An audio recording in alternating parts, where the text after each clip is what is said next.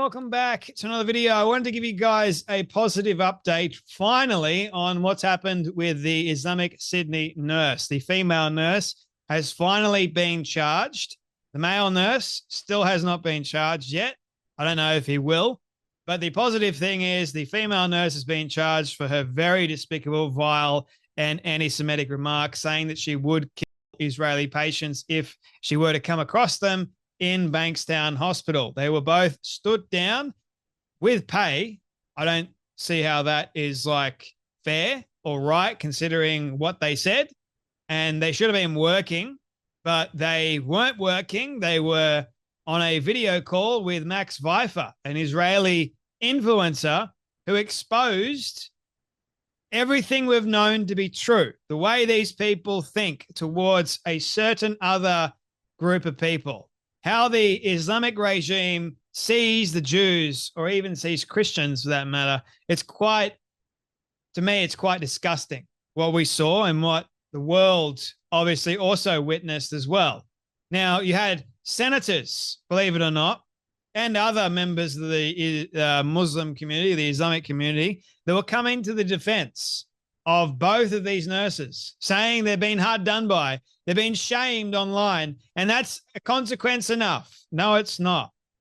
The Jewish community deserved real justice, and that includes charges. Otherwise, if you're not coming across with a strong arm like this, you're going to have many other members of the Muslim community that think that they can say this stuff and get away with it.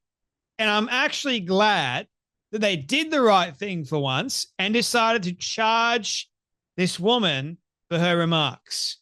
It's about high time, if you ask me. So what was she charged with? Some of you may be wondering. So she's been charged with 3 Commonwealth offenses, including threatening violence and using a carriage service to threaten to kill and to menace. I don't know what these charges include afterwards in terms of like punishment. Maybe I think she's been let out on bail and the court will decide what her actual real punishment will be. I don't know if it includes jail time or just a lengthy fine or community service or whatever else, but it seems as if because she said this stuff online and she's actually threatened to, there's no way around the video. Max released the unedited version and there's literally no way that you could have edited this to make yourself out to look like you're the victim. But nevertheless, they tried to do it anyway. They said it was just a joke.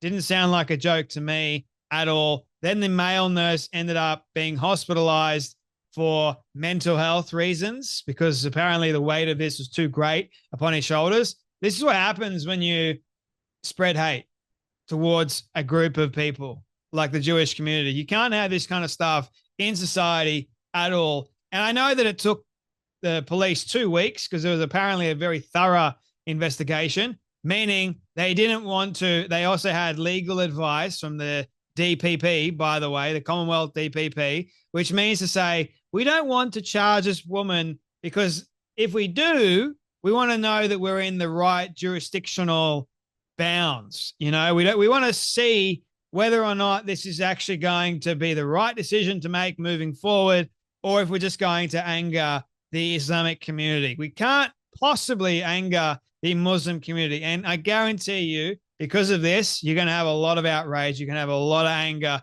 from the Muslim community. Mark my words, it's going to happen, ladies and gentlemen. So Karen Webb and all the other police officers finally took you 2 bloody weeks, but well done. Finally, you know, charge them with something to show the rest of Australia, this kind of stuff is unacceptable. You can't get away with it. You can't get away with threats, and you certainly can't get away with actually doing the act in real life. You know how quick Melbourne police acted when the 2 Muslim women were assaulted by a Turkish woman with schizophrenia? It was insanely quick, but this has taken 2 bloody weeks over a video that was easily interpreted, no less. Absolutely absurd.